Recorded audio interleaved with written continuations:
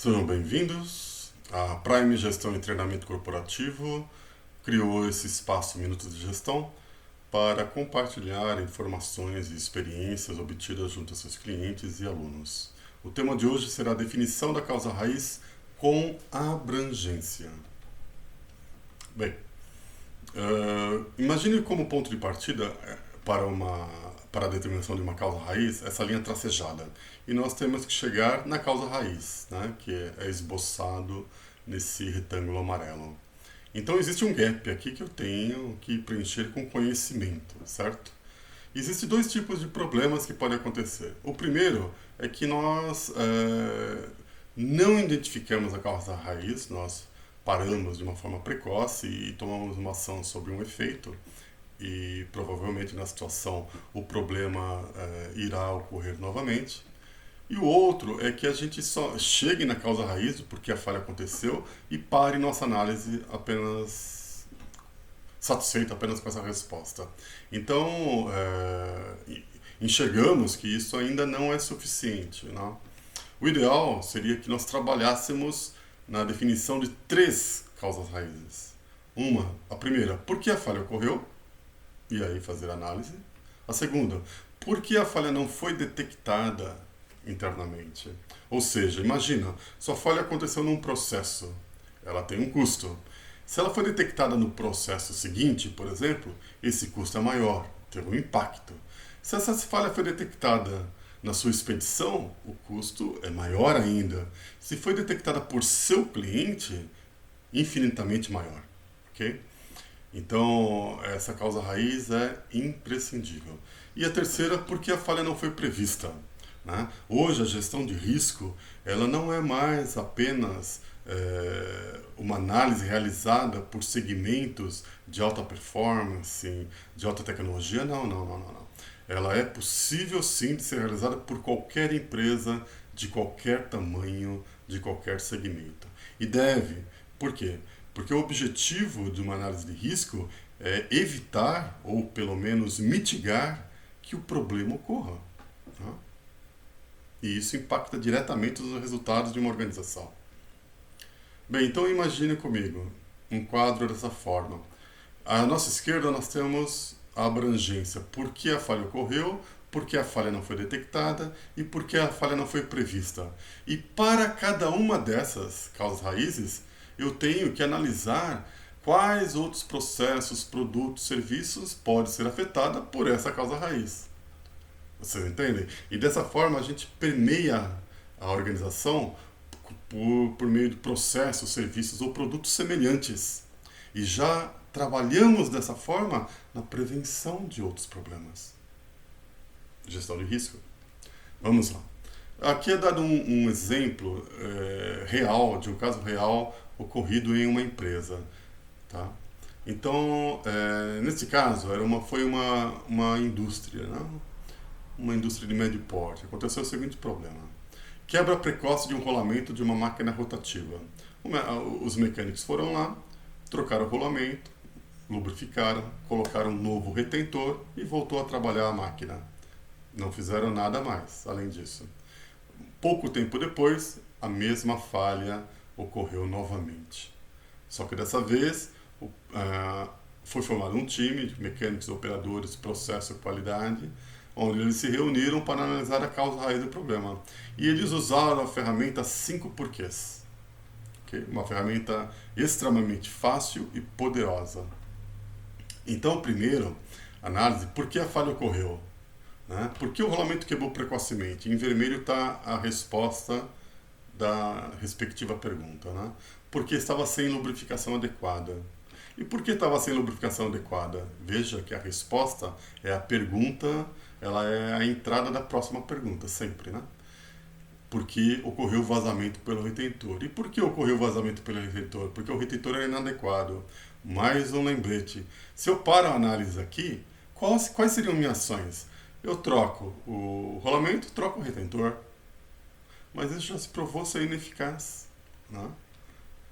E por que o retentor é inadequado? Porque foi comprado sem especificação de manutenção. E por que foi comprado sem especificação de manutenção?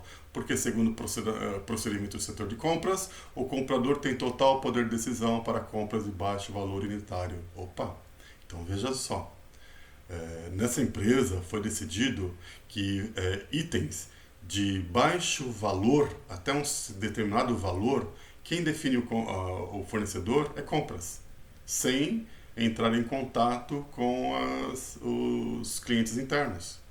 Então você entende que o problema aqui é sistêmico, né? E somente trocando o retentor e o rolamento, eu nunca chegaria, né, nessa causa raiz. Bem, a próxima análise é por que a falha não foi detectada. Aqui, o que a empresa fez? Era que ela entendeu o seguinte: ocorreu o problema, trocaram o rolamento, o retentor, e ocorreu o problema novamente. Mas por que ele não foi detectado nesse tempo? Então, foi nessa avaliação, né? Então, por que o rolamento quebrou precocemente? Porque não foi checado as condições de rolamento. Nível de lubrificação, ruído, entre a instalação, quer dizer, quando foi feita a primeira troca, até a quebra. E por que não foi checado as condições de rolamento? Entre a instalação até ocorrer a falha. Porque o plano de manutenção prevê periodicidade de monitoramento padrão. Ou seja, se você tem um equipamento, né, os equipamentos dessa empresa, eles estavam planejados, né, a sua manutenção preventiva estava planejada normalmente. Mas se ocorrer uma quebra prematura, né, não era alterado esse planejamento. Se mantinha o mesmo. Entende? Bem, então você vê que é mais uma causa raiz sistêmica que essa empresa detectou. Né? Para ela, né, isso foi de extrema relevância. E por que a falha não foi prevista? Né? Aqui, o que eles queriam levantar? Por que a manutenção deixou entrar nos equipamentos dela um retentor que não foi validado por ela? Né? Entendeu? Então, por que o rolamento quebrou precocemente? Porque não foi antecipado esse risco, não consta no FEMEA nem no MFEMEA, FEMEA de manutenção. Né? Então, entenda, é uma outra perspectiva de análise dos 5 porquês. Né? E por que não foi antecipado esse risco? Por que não consta no FEMEA ou no MFEMEA? Porque a manutenção não participou da validação do procedimento de compras. Mas por que a manutenção não participou da validação do procedimento de compras, se ela estava envolvida? Porque o procedimento de criação de POP, que envolve diversas áreas, não contempla a validação dessas áreas. Ou seja, procedimentos, né, que tenha outras áreas afetadas, essas áreas não validam o procedimento original. Então, entende que são 3 causas raízes sistêmicas. E com isso, nós enxergamos à esquerda o porquê a falha ocorreu, porque não foi detectada, porque não foi prevista. E à direita, uma abrangência dessas falhas. Então, dessa forma, nós conseguimos permear toda a empresa, seus processos, por possíveis falhas semelhantes em outros processos, em outros produtos ou serviços. E já entenda que esse já é um trabalho de evitar a ocorrência de uma falha, ou seja, já estou trabalhando de uma forma preventiva. Gestão de risco, lembra disso? Ok? Então, apenas para tomar como exemplo, vamos ler a primeira linha. Por que a falha ocorreu? Né?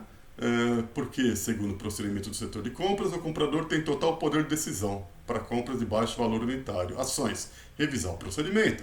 A abrangência: quais outros componentes, né, comprados por meio desse procedimento podem apresentar falhas? Entende? Da mesma forma, porque a falha não foi detectada.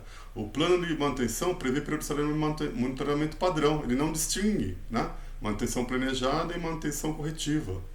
Então, quais outros equipamentos não possuem distinção de periodicidade de manutenção? E por último, por que não foi previsto? Porque o procedimento de criação da POP, né, não contempla a validação por múltiplas áreas. Então, a ação, obviamente, foi revisar esse procedimento, né, onde essas áreas afetadas vão validar, e quais outros procedimentos que existem hoje na empresa que envolvem outras áreas e não foram validadas por essas áreas. Você entende a abrangência disso e, com isso, uma probabilidade enorme de evitar a ocorrência de novos problemas semelhantes? Bem, com isso eu espero ter colaborado com esse pequeno exemplo. O próximo tema solicitado é como aplicar o PDCA para a solução de problemas. Segue nosso contato, caso de alguma dúvida, alguma informação. Agradeço.